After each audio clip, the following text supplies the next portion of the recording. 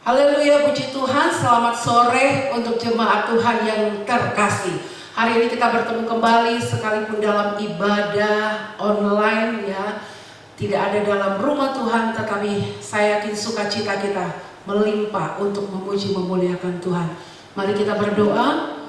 Bapa yang baik dalam surga, Bapa di dalam nama Tuhan Yesus Kristus, kami mengucap syukur Tuhan untuk hari ini. Kami tahu hari ini kami boleh ada semua hanya karena Tuhan. Dan hari ini hati kami penuh dengan sukacita karena kami mau memuji memuliakan Tuhan, meninggikan Allah kami, Raja di atas segala raja, Allah yang besar, Allah yang berdaulat, Allah yang luar biasa. Sebab itu kami menyerahkan ibadah kami ke dalam tangan-Mu Tuhan. Hati kami penuh syukur, hormat, tunduk ketika kami datang kepadamu. Terima kasih, kami mengucap syukur di dalam nama Tuhan Yesus. Haleluya, amin. Alam semesta melukiskan kebesaran Tuhan. Terima kasih Tuhan. Haleluya.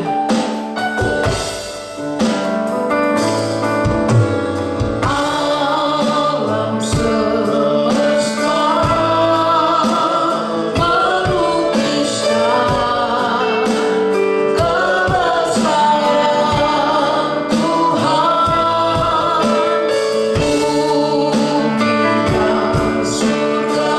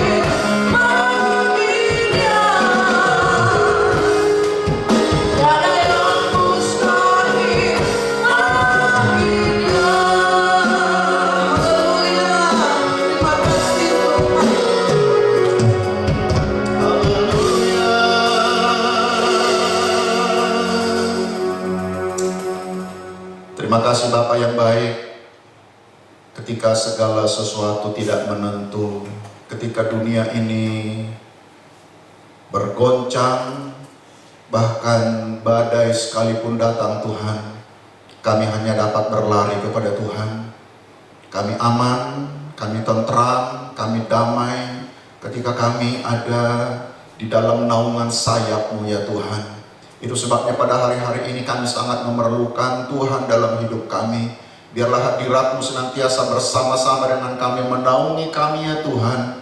Bahkan di tengah-tengah keadaan yang tidak menentu, Engkau memberikan harapan baru bagi kami. Pada saat ini Tuhan, kami akan mendengarkan firman-Mu. Berbicaralah kepada kami Tuhan, urapi hamba-Mu, urapi setiap telinga yang mendengar firman-Mu. Biarlah kami boleh dihiburkan dan dikuatkan lewat pemberitaan firman-Mu. Bahkan kami boleh bersuka cita untuk kami terus menjalani hidup kami. Kami bersyukur, kami akan sambut firman-Mu dalam nama Tuhan Yesus. Haleluya.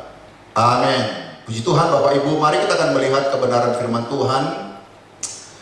Ya, kita kembali mengikuti ibadah secara online saudara-saudara, karena kita mendukung program pemerintah di mana diperlakukan pembatasan kegiatan atau pembatasan pergerakan masyarakat untuk menghambat untuk penyebaran COVID-19 ini. Dan kita berdoa saudara-saudara ini tidak terlampau lama supaya kita kembali bisa ada di dalam rumah Tuhan bersama-sama. Tetapi sekalipun dalam kondisi secara online, saya berharap semua jemaat dalam keadaan yang sungguh-sungguh untuk mengikuti ibadah ini. Nah, pada saat ini saudara-saudaraku, saya ingin berbicara tentang pelarian yang baik. Pelarian yang baik. Kalau begitu, ada pelarian yang tidak baik saudara-saudara. Tetapi saya berharap bahwa kita semua sebagai orang-orang percaya memiliki dan bisa ketika ada badai dalam hidup kita, kita memiliki dan kita bergerak ke pelarian yang baik ini. Saya mengajak saudara melihat di dalam Mazmur 143.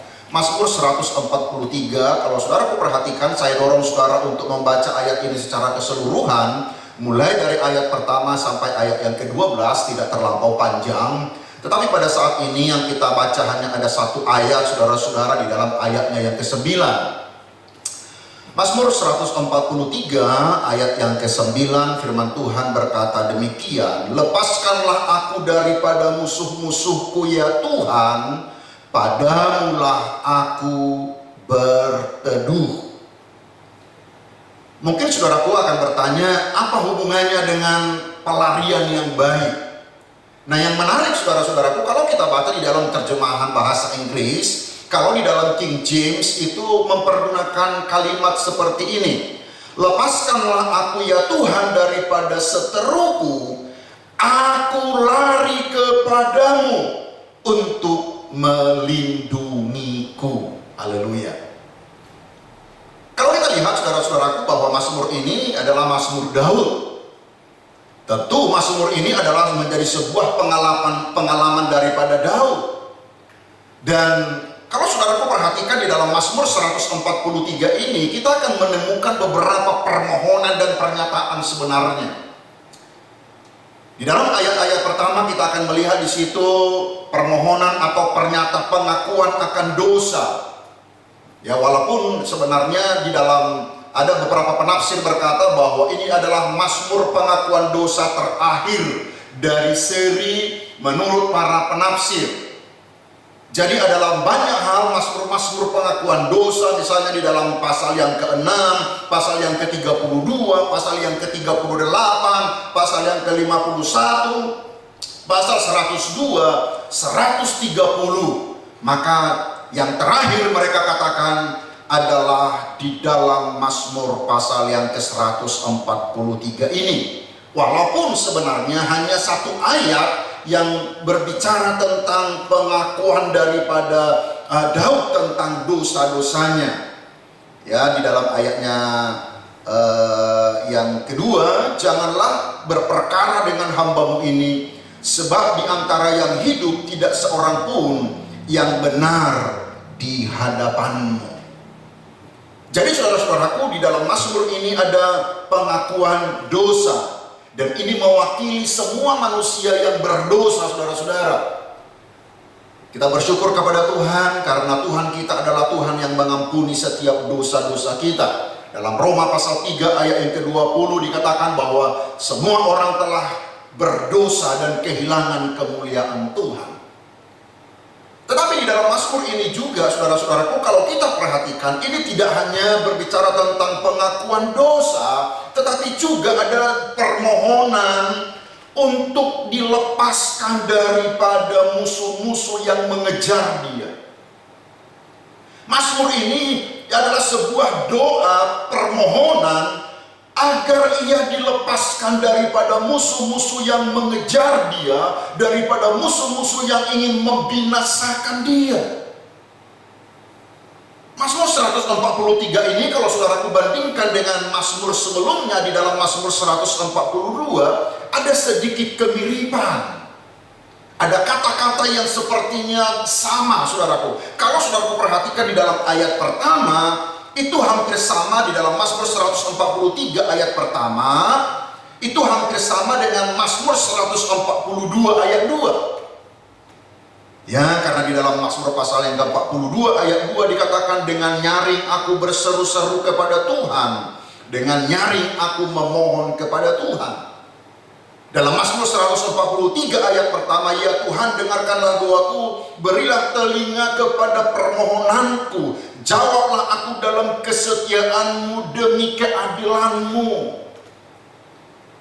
Jadi ada kemiripan antara Mazmur 143 dengan Mazmur 142. Kemudian juga kalau saudara perhatikan, Mazmur 142 ayatnya yang keempat itu hampir sama dengan Mazmur 143 ayat yang ke-7. Dan ini adalah sama-sama pengejaran daripada Daud, saudara-saudaraku. Ini adalah sama-sama dari Mazmur Daud.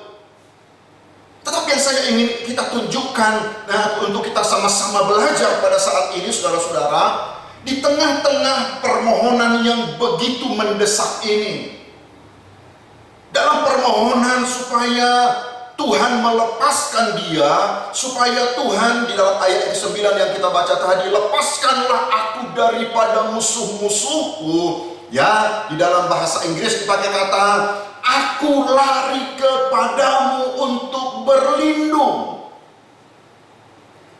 Di tengah-tengah permohonan dia, saudara-saudaraku, supaya Tuhan melepaskan dia daripada musuh-musuhnya, ternyata Bapak Ibu kalau kita perhatikan, ia mengenang, ia teringat bagaimana dulu Tuhan sudah melepaskan dia.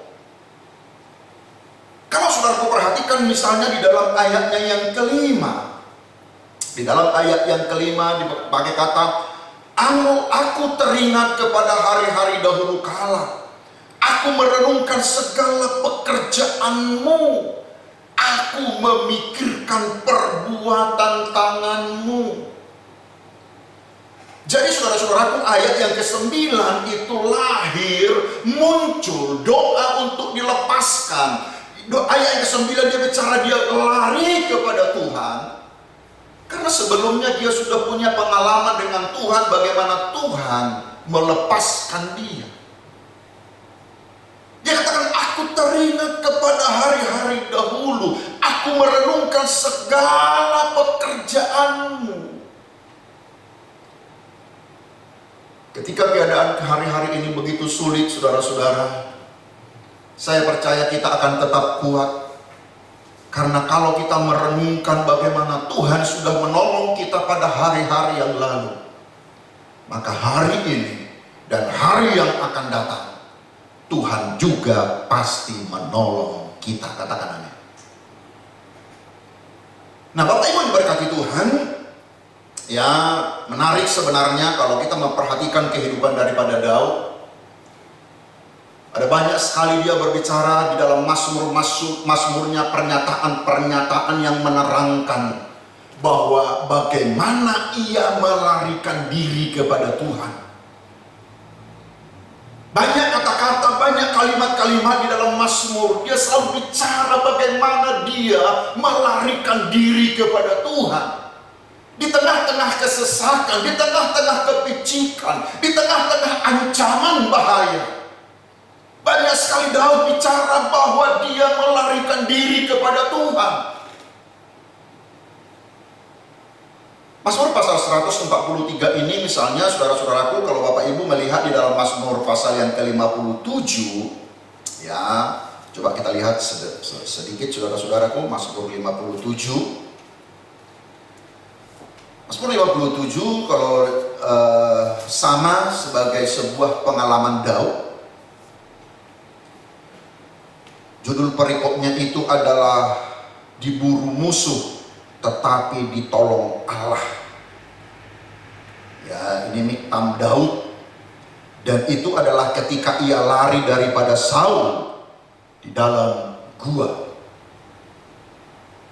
Ada banyak sepertinya kisah-kisah Daud ini terulang.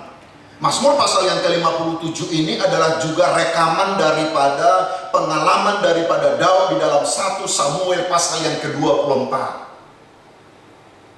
Bagaimana Saul ingin membinasakan dia, bagaimana Saul ingin membunuh dia, tetapi saudara-saudaraku, dia selalu melarikan diri kepada Tuhan. Ayat-ayat ini menunjukkan kepada kita bagaimana Daud itu dalam keadaan yang terdesak, dalam keadaan yang terjepit, dalam keadaan yang tidak menentu, tetapi dia selalu berlari kepada Tuhan. Karena memang pelarian yang paling baik adalah ketika kita melarikan diri kepada Tuhan. Saya katakan saudara-saudaraku, ada pelarian yang tidak baik. Ada pelarian yang buruk. Karena ada banyak orang ketika menghadapi dalam keadaan yang terdesak. Saudaraku, setiap manusia itu menghadapi kesulitan, setiap manusia itu menghadapi tantangan. Apalagi sebagai orang-orang percaya, kita menyadari bahwa setiap orang yang ingin hidup dalam kebenaran tidak akan luput dari bermacam-macam kesukaran.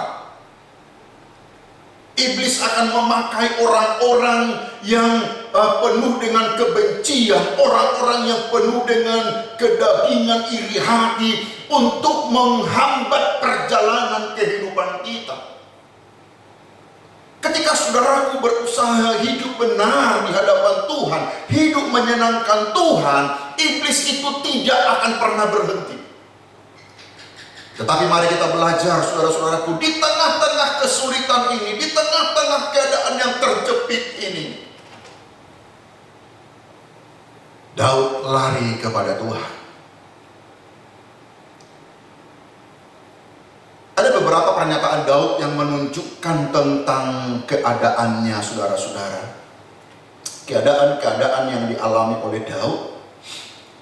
Saudara perhatikan, dia bicara bahwa dia berada dalam kegelapan seperti orang mati. Ya, mulai ayat yang ketiga, sebab musuh telah mengejar aku dan mencampakkan nyawaku ke tanah, menempatkan aku dalam gelap seperti orang yang sudah lama mati. Daud jujur dengan apa yang terjadi di dalam hidupnya. Dia berkata keadaannya itu, ia berada dalam kegelapan seperti orang yang telah lama mati. Kemudian di dalam ayatnya yang keempat, semangatku lemah lesu dalam diriku, hatiku tertegun dalam tubuhku. Ini situasi Daud, saudara-saudara. Ia jujur dengan apa yang dia alami, saudara-saudara yang diberkati Tuhan. Aku seperti orang yang sudah lama mati, semangatku lemah lesu. Tetapi sekali lagi dalam keadaan seperti ini, Daud tetap memiliki arah pelarian yang baik. Ada banyak orang yang salah berlari di dalam hidupnya ketika dia mengalami seperti yang dialami oleh Daud. Ketika semangatnya lemah lesu, ketika kegelapan, seperti orang yang dia berada dalam kegelapan, seperti orang yang sudah mati, dia katakan. Ada banyak orang yang lari ke minuman-minuman keras. Ada orang yang terlibat dengan obat-obat terlarang. Dia berpikir dengan cara seperti itu, maka dia akan lepas dari masalah itu. Bahkan ada orang-orang yang terlibat dengan perdukunan karena ingin melepaskan diri dari tekanan ini. Bahkan ada yang dengan tragis, sampai ada yang bunuh diri, saudara. Tapi saya ingin katakan pada saat ini, Bapak Ibu yang diberkati Tuhan, keadaan-keadaan seperti ini, ketika kita salah berlari, ketika kita salah melarikan diri, kalau engkau lari bukan kepada Tuhan, masalahmu justru akan semakin berat.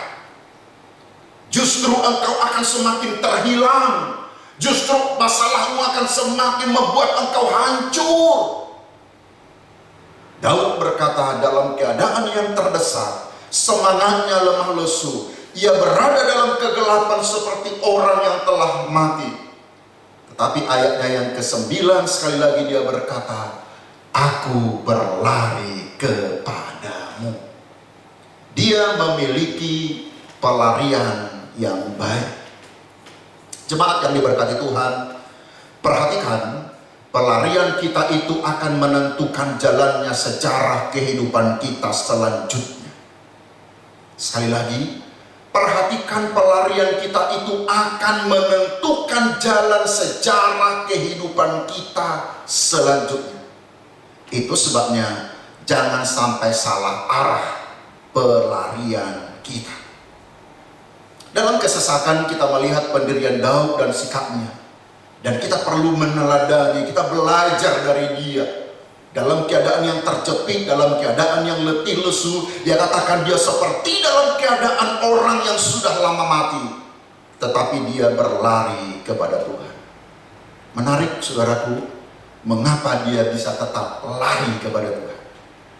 Kalau Bapak Ibu memperhatikan di dalam ayatnya yang ke-8, perdengarkanlah kasih setiamu kepadaku pada waktu pagi, sebab kepadamulah aku percaya. Dia hanya percaya kepada Tuhan. Dia hanya percaya kepada Tuhan. Dia tidak percaya dengan segala sesuatu di dalam dunia ini. Ketika dunia ini menawarkan bahwa dengan cara dunia ini dia akan bisa selesai, akan keluar daripada keadaan yang terhimpit itu. Tetapi Daud katakan, kepadamulah aku percaya. Jemaat, tidak peduli sesulit dan seberat apapun yang kita hadapi pada hari-hari ini, tetap katakan kepada Tuhan, Tuhan, aku tetap percaya kepadamu. Aku tetap percaya, aku percaya. Dan kemudian dia menaikkan sebuah doa, saudara-saudara, yang perlu juga menjadi doa kita. Di dalam ayatnya yang ke-8 bagian terakhir, beritahukanlah aku jalan yang harus kutempuh, sebab kepadamulah kuangkat jiwaku. Dia tetap percaya kepada Tuhan. Kemudian dia minta supaya Tuhan memberitahukan jalan yang harus kutempuh. Sekali lagi saudaraku, tidak ada yang bisa memprediksi hari-hari yang ada di hadapan kita. Tidak ada yang tahu bagaimana nanti bulan depan, tahun depan, tidak ada yang tahu. Di tengah-tengah ketidaktahuan inilah Daud berkata, beritahukanlah aku jalan yang harus kutempuh. Karena Yesus pernah berkata, akulah jalan, kebenaran, dan kehidupan. Artinya apa yang diberkati Tuhan? Kalau kita ada di dalam Tuhan, maka itu akan menuntun dan membawa kita untuk kita bisa berjalan dalam kebenaran firman Tuhan. Kita melihat dulu saudara-saudaraku bagaimana Daud melarikan diri kepada Tuhan. Sekali lagi, ingat jemaat yang diberkati Tuhan, pelarian kita itu akan menentukan jalannya sejarah kehidupan kita selanjutnya. Dan Daud buktikan itu ketika dia dalam keadaan terdesak, dia lari kepada Tuhan. Dia selalu mengalami kemenangan. Dia selalu menemukan jalan keluar. Dia selalu menemukan solusi dari Tuhan. Di dalam 1 Samuel pasal 19, ya, saudaraku, kita akan melihat di situ ada sebuah peristiwa pelarian Daud. Ya, yang saya sebut ini pelarian Daud yang pertama, ketika dia dalam keadaan terdesak itu dia lari kepada Nabi Samuel. 1 Samuel 19 ayat 18 sampai 24. Mungkin agak sedikit panjang ayat ini, saya tidak akan baca secara keseluruhan saudara-saudara, tetapi saudara boleh nanti baca. Ayat yang ke-18 berkata begini, setelah Daud melarikan diri dan luput, sampailah ia kepada Samuel di Rama dan memberitahukan kepadanya segala yang dilakukan Saul kepadanya. Kemudian pergilah ia bersama-sama dengan Samuel dan tinggallah mereka di Nayot. Nanti saudara baca ayat-ayat selanjutnya, saudaraku akan menemukan bahwa pada waktu itu ketika Saul mendengar bahwa Daud ada di Rama bersama dengan Samuel, saudara-saudara, dia suruh orang utusan untuk menangkap Daud. Ayatnya yang ke-23 dan 24 yang saya akan baca. Saudara perhatikan 1 Samuel 19 ayat 23 dan 24. Lalu pergilah ia ke sana, ke Nayot dekat Rama, dan dia pun hinggaplah roh Allah, dan selama ia melanjutkan perjalanannya ia kepenuhan seperti nabi, sehingga ia sampai ke Nayot dekat Rama. Ayat 24, ia pun menanggalkan pakaiannya dan ia pun juga kepenuhan di depan Samuel.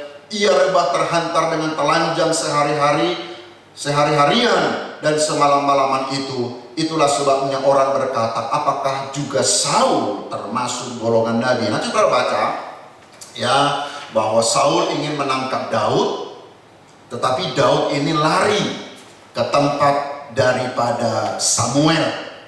Ketika Daud mendengar bahwa Daud ada di sana, ketika Saul mendengar bahwa Daud ada di sana, dia kirim orang tangkap Daud.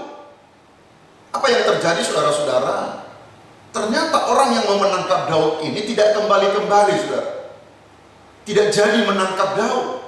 Dia kirim orang yang kedua untuk menangkap Daud, sama seperti utusan yang pertama. Sampai yang ketiga kali, maka Saul sendiri yang pergi untuk menangkap Daud. Tetapi sama seperti utusan yang pertama dan yang kedua, Saul pun tidak bisa menangkap Daud. Mengapa Bapak Ibu yang diberkati Tuhan? Karena dia lari. Kita tahu semua bahwa Samuel adalah nabi yang mengurapi Daud. Di dalam 1 Samuel pasal yang ke-16 ayat 13 dikatakan, sejak itulah roh Tuhan berkuasa atas Daud. Sekarang di dalam kesesakannya Daud melarikan diri ke tempat yang tepat, dan ia dilepaskan dari kejaran Saul dengan cara yang ajaib. Bapak Ibu yang diberkati Tuhan, Yesus adalah pribadi yang mencurahkan dan mengurapi setiap kita. Dia adalah yang sudah membaptis kita dengan Roh Kudus-Nya. Kita melihat di dalam peristiwa-peristiwa ini tentang tipologi tentang Kristus. Kita melihat pada waktu itu ketika Daud pergi lari kepada Samuel. Samuel yang mengurapi Daud. Ia terluput dengan cara yang ajaib. Saya katakan, ketika kita dalam keadaan yang tersesat sekalipun, kita lari kepada Yesus yang telah membaptis kita dengan Roh-Nya, dan itu akan meluputkan hidup kita. Pelarian yang baik ketika kita lari kepada Yesus. Yang kedua, saudara-saudara, kalau kita melihat pelarian-pelarian daripada Daud adalah ia lari kepada sahabatnya, anak raja, yaitu Yonatan. Di dalam 1 Samuel pasal yang ke-20, saudara-saudaraku, saudara akan melihat di situ bahwa Daud ini punya seorang sahabat. Dan sahabat ini begitu dekat dengan Daud. Itu sebabnya ketika Daud menghadapi tekanan yang berat, ia lari kepada sahabatnya yang baik ini. Ada banyak orang, saudara-saudaraku, lari kepada teman yang salah, yang justru tidak memberikan solusi, tetapi membuat dia justru semakin terpuruk. Daud lari kepada sahabatnya yang sangat baik, sahabat daripada Daud, yaitu Yonatan. Ingat Bapak Ibu yang diberkati Tuhan, ketika kita bisa mencurahkan problem kita, isi hati kita, kita share tentang pergumulan kita, pastikan bahwa engkau sedang berbicara kepada seorang sahabat yang takut akan Tuhan.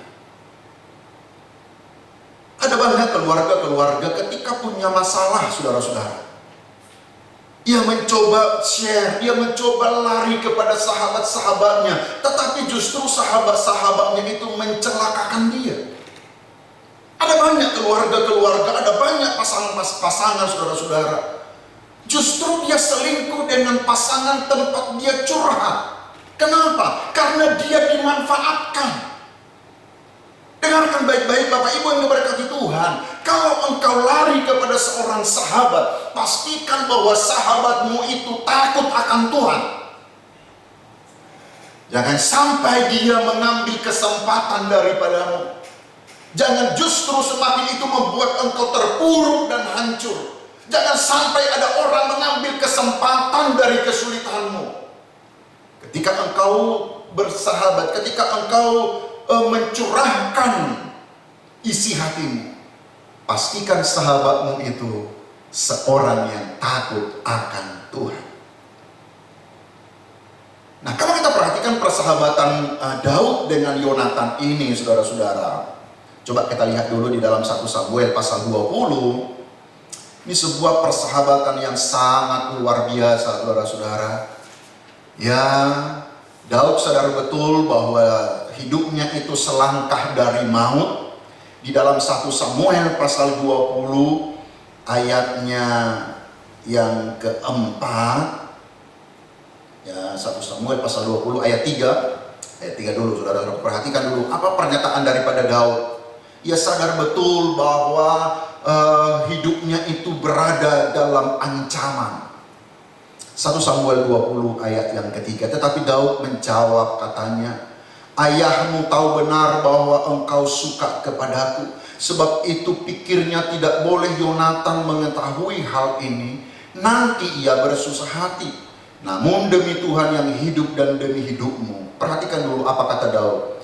Hanya satu langkah jaraknya antara aku dan mau. Hanya satu langkah saja jarak antara aku dengan maut. Hidup Daud ini betul-betul dalam terancam, saudara-saudara.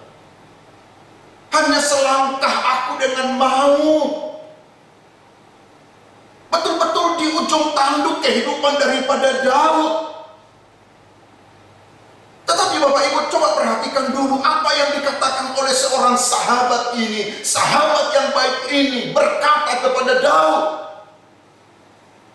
Sahabat yang baik itu memberikan kekuatan. Sahabat yang baik itu memberikan penghiburan. Sahabat yang baik itu memberikan semangat. Ayat yang keempat, mari kita baca bersama-sama. 1, 2, 3. Yonatan berkata kepada Daud, apapun kehendak hatimu, aku akan melakukannya bagimu. Ya, Bapak Ibu perhatikan, Yonatan berkata, apapun kehendak hatimu, aku akan melakukannya bagimu. Ayat 9, perhatikan ayat 9. Tetapi jawab Yonatan, jauhlah yang demikian itu. Sebab jika aku ketahui dengan pasti bahwa ayahku telah mengambil keputusan untuk mendatangkan celaka kepadamu, masakan aku tidak memberitahukannya kepadamu? sahabat yang baik itu memberikan kekuatan. Sahabat yang baik itu memberikan semangat. Yonatan berkata kepada Daud. Daud berkata bahwa aku selangkah dari maut. Tetapi Yonatan berkata jauh yang demikian itu. Sebab jika kau ketahui dengan pasti bahwa ayahku telah mengambil keputusan untuk mendatangkan celaka kepadaku, masakan aku tidak memberitahukannya kepadamu? Sahabat yang baik itu melindungi. Sahabat yang baik itu memberi penghiburan. Sahabat yang baik itu memberikan kekuatan. Tidak secara kebetulan Alkitab berkata, bahkan Yesus berkata bahwa kita adalah sahabat-sahabatnya. Saudara bisa baca kebenaran firman Tuhan di dalam Yohanes pasal 15 ayat 14, Yohanes 15 ayat 15. Kita baca saja satu, saudara. Yohanes pasal yang ke-15 ayatnya yang ke-14. Yohanes 15 ayatnya yang ke-14, firman Tuhan berkata demikian, kamu adalah sahabatku jikalau kamu berbuat apa yang kuperintahkan kepadamu. Kemudian Yohanes pasal 15 ayat 15, ayatnya selanjutnya berkata, aku tidak menyebut kamu lagi hamba, sebab hamba tidak tahu apa yang diperbuat oleh tuannya. Tetapi aku menyebut kamu sahabat, karena aku telah memberitahukan kepada kamu segala sesuatu yang telah kudengar dari Bapa. Daud punya sahabat seorang yang bernama Yonatan. Sahabat yang baik. Dan Yonatan memberikan kekuatan, memberikan penghiburan ketika Daud terancam. Ketika Daud berkata hanya selangkah aku dari maut. Tetapi Yonatan berkata, tidak seperti itu. Aku akan memberitahukan. Kalau ayahku ingin membinasakan engkau, aku akan beritahukan itu. Yonatan hanya seorang manusia biasa, saudara-saudara. Dia sudah sangat memberikan perlindungan kepada Daud. Apalagi sahabat sejati kita, yaitu Yesus Kristus. Dalam keadaan yang terancam pada hari-hari ini, mari sahabat yang sejati, sahabat yang sangat mengasihi kita, sahabat yang akan memberikan perlindungan kepada kita, bahkan yang sudah mati untuk kita. Lebih lagi, dia pasti menguatkan kita, dia pasti menghiburkan kita, dia pasti akan memberikan kekuatan kepada kita. Ada jaminan. Yonatan berkata, apapun yang kau minta itu akan kuberikan. Ya, nanti saudara baca sekali lagi di dalam 1 Samuel pasal 20 ayat yang keempat itu, Yonatan berkata kepada Daud, apapun kehendak hatimu, aku akan melakukannya bagimu. Dan Yesus dalam Yohanes pasal 15 ayat 7, dia sahabat sejati kita. Dia berkata, jika kamu tinggal di dalam aku dan firmanku tinggal di dalam kamu, mintalah apa saja kamu kehendaki dan kamu akan menerimanya. Haleluya. Ini luar biasa Bapak Ibu diberkati Tuhan. Sahabat sejati kita. Yang terakhir, Daud lari kepada imam besar Ahimelek. Saya hanya tunjukkan ada 3 pelarian Daud yang sangat baik, saudara-saudara. Dia lari kepada Samuel, seorang nabi. Dia lari kepada Yonatan, sahabat sejatinya. Lalu dia lari kepada imam besar Ahimelek. Di dalam 1 Samuel pasal 21 ayat pertama sampai ayat 9, nanti saudara baca di dalam kisah itu. Saudaraku memang menemukan ada di sini kelemahan Daud, karena pada waktu itu dia berbohong kepada Ahimelek. Tetapi yang saya ingin tunjukkan adalah apa yang membuat Daud harus lari kepada imam besar ini. Dalam 1 Samuel pasal 21 ayat 1 sampai 9, di situ dalam pelarian Daud itu ada 2 kebutuhannya. Yang pertama adalah dia perlu roti. Dia perlu makan, dia dalam keadaan lapar pada waktu itu. Dan tidak ada roti yang selain roti yang kudus, saudara-saudara. Kemudian juga pada waktu itu dia perlu pedang, dia perlu senjata. Nanti saudara baca di dalam 1 Samuel 21 ayat 1 sampai 9, yang ada senjata di tempat imam besar Ahimelek ini adalah pedang Goliat. Ketika dia lari kepada imam besar Ahimelek, dia memperoleh makanan dan dia memperoleh senjata.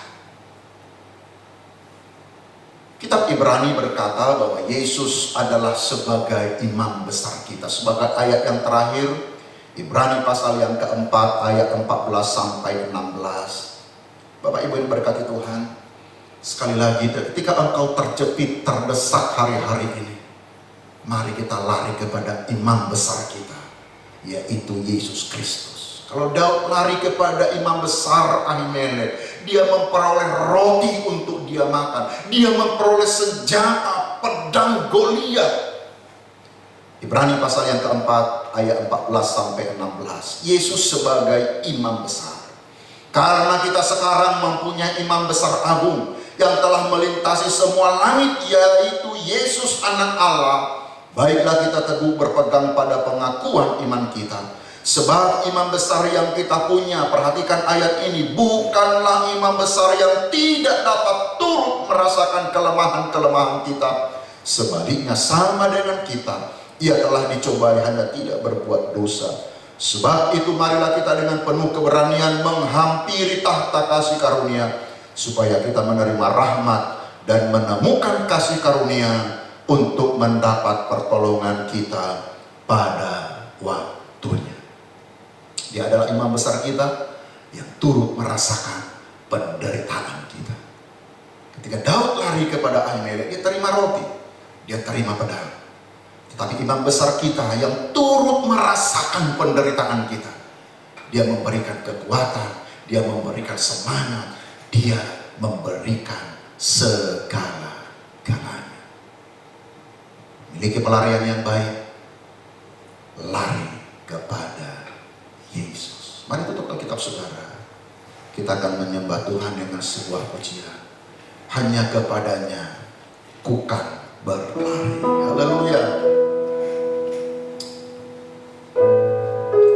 Terima kasih Tuhan. Amin.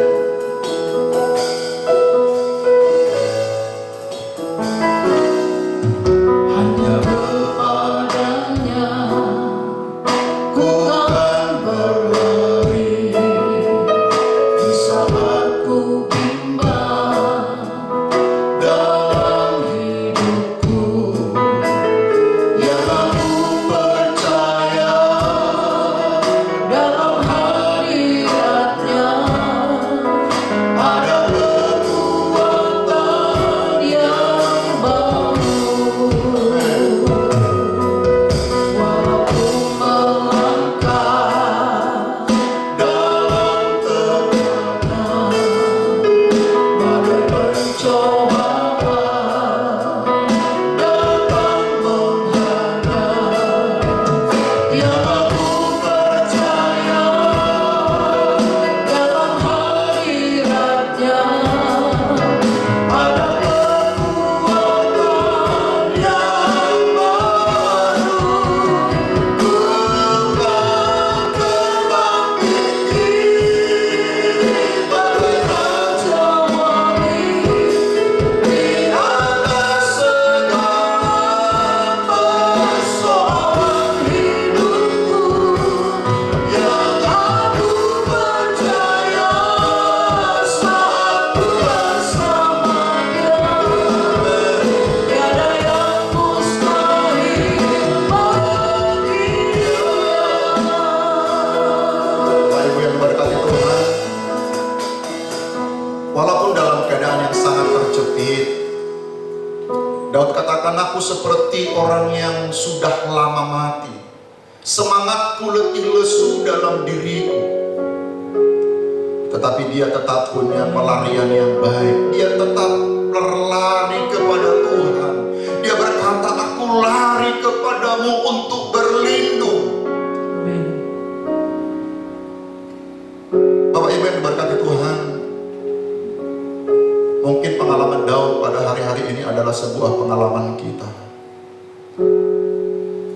Kau dalam keadaan yang sangat terjepit dalam usaha, pekerjaan, bahkan mungkin dalam banyak hal yang kami tidak tahu.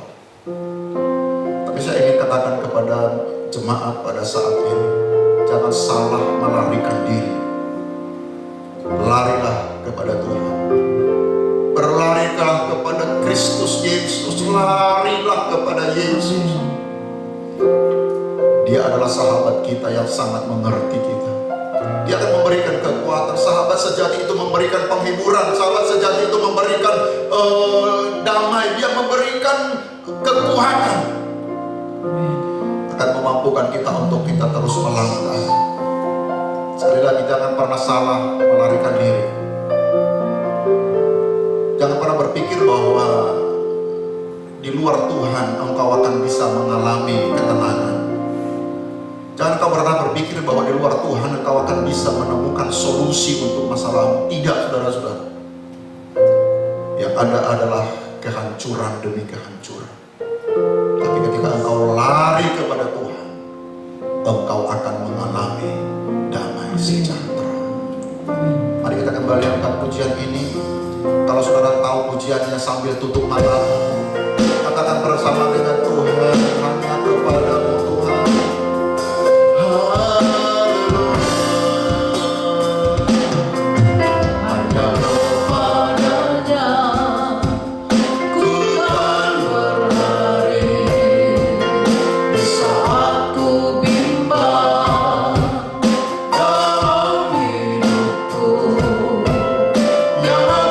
Percaya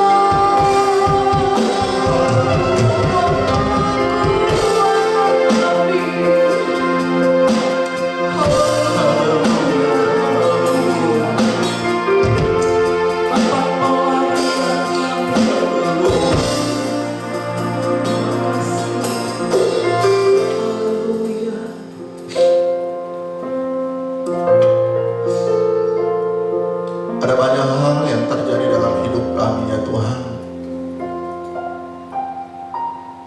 yang menghimpit kehidupan kami.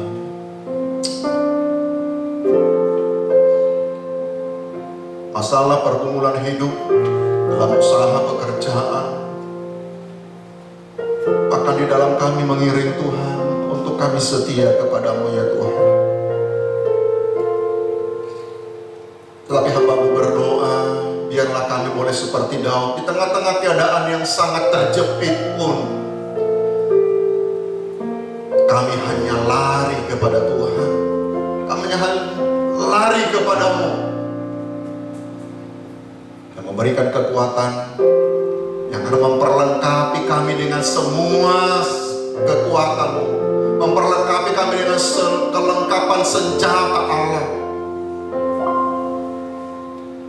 Kau adalah Bapa kami, Kau adalah sahabat kami, Kau adalah imam besar kami.